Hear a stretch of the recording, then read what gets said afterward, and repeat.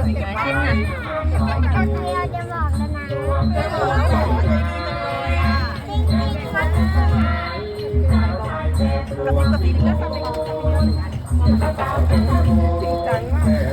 จะไปไหนกัน จะไปดูของจะไปดูหนังไปเลี้ยงทะเล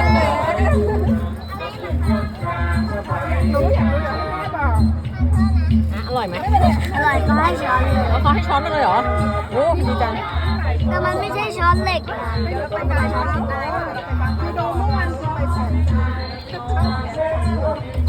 หันตัวหนึ่งอะไรครับอันนี้หันมาหน่อยขอบคุณครับขอบคุณครับขอบคุณนะคะขอบคุณอันนี้ให้หมดแล้วเดี๋ยวขอฟังเราจะไหวไหมนะอันเดียวก็ต้องฟัง